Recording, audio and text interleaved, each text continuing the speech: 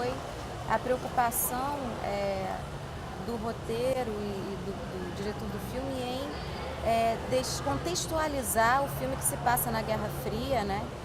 E fala exatamente da necessidade dos Estados Unidos resgatarem o espião deles que estava em solo soviético e da União Soviética resgatar o espião soviético que estava em solo americano. Então isso foi uma coisa que inicialmente me chamou muita atenção, porque é uma coisa muito presente, por exemplo, na pré-mediação. A importância da gente explicar como funciona o processo de mediação para que as pessoas consigam entender e se sentir interessadas em participar do processo de mediação. Então isso foi a primeira coisa que me chamou a atenção. Outra coisa que me chamou a atenção foi o fato de que, inicialmente, a pauta, né, a questão tratada no filme, a pauta objetiva, girava em torno exatamente do resgate de cada um dos espiões pelos seus países.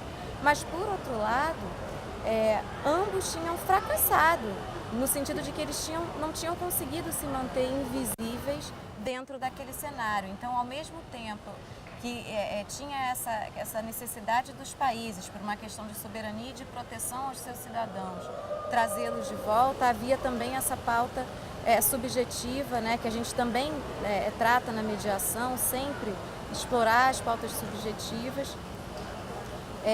de que não havia, principalmente no caso dos americanos, um interesse na pessoa, né? E aí esse é um outro pano de fundo que também aparece muito forte, que é, em que pese o filme se tratar na Guerra Fria e parecer que a guerra está lá, o advogado americano que é chamado a trabalhar para resgatar o espião, ele não é vinculado ao governo, né? Ele não é vinculado ao Estado, ele opta por fazer uma defesa verdadeira daquele espião. Ele podia ter entrado, né, no sentimento de que ele não importava para o país porque ele tinha falhado, mas isso tudo, ele funciona como fio condutor, a exemplo do que faz o mediador, né, como canal para que a parte da sociedade que de fato tem aquele sentimento de vingança em razão da falha do espião americano, também possa dialogar com a parte da sociedade que consegue enxergar no inimigo do outro país um reflexo do próprio eu. O que era provável no julgamento da Justiça dos Estados Unidos acabou tendo outro rumo, justamente porque o advogado começou a pensar em outras possibilidades, sair daquele sistema burocrático e pensar em outras formas de resolver aquela questão que ele estava defendendo como advogado. E aí me lembra também o livro do Daniel Kahneman, Rápido e Devagar, quando eu lembro do advogado do filme, que ele divide, assim, fazendo um resumo muito simplório, que divide, né, o cérebro em dois sistemas, sistema 1 e sistema 2. O sistema 1 que pensa muito rápido, agindo por emoções, e o sistema 2 no cálculos mais substanciais para a tomada de decisão. E foi isso que o advogado fez, então eu vou pelo sistema 2. Deixa eu entender o que está acontecendo, quais são esses interesses que a gente não está vendo a princípio, que a gente chama de subjacentes, e lembrar sempre que o problema deles é problema nosso também.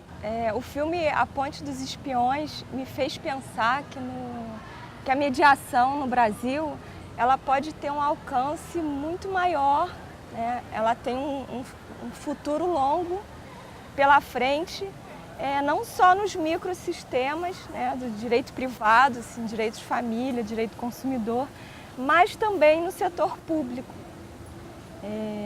Eu acredito que a mediação tem um grande futuro no setor público, nas relações internacionais, né, do Brasil dentro da América Latina, no Mercosul, e também nos principais países da Europa e tal.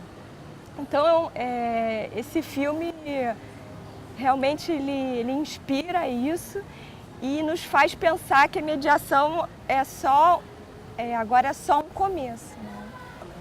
É muito interessante porque o Donovan, né, que é o advogado exatamente americano que trata dessas questões, ele tem uma preocupação, que é uma preocupação também do mediador, de ouvir as famílias, de ouvir todos os envolvidos, independente da posição que eles ocupem na questão que está posta, no conflito posto, sem necessariamente se deixar influenciar pela posição dominante, né? Então eu acho que foi muito bacana também a forma como o filme explorou todos esses conflitos, porque ele deixa muito clara a importância de se abrir espaço para enxergar todas as questões, todas as possibilidades, para que dessa maneira, e aí a conclusão, o desfecho do filme é muito interessante, porque não é uma coisa ufanista e tal, é um desfecho muito bacana, acho que não vale a pena a gente contar para quem ainda não viu, assista o filme.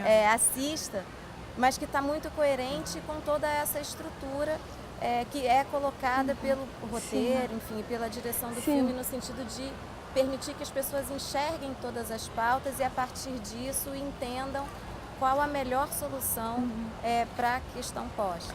Pegando um gancho no que você falou, eu acredito também que o filme ele ressaltou a importância do advogado, né, para a justiça, para a mediação, a justiça assim de um modo geral, né, sem ser só no judiciário. E também a importância do direito hoje em dia, né, porque eu acho que tivemos um período da história que o direito foi meio deixado de lado. Eu acho que se valorizaram outras ciências, como a economia, e eu acho que agora o direito ele está voltando com tudo, né? A importância dele para o desenvolvimento da sociedade. E ressalta, né, que o bom advogado é aquele que pensa também em outras possibilidades. Sim. Bacana.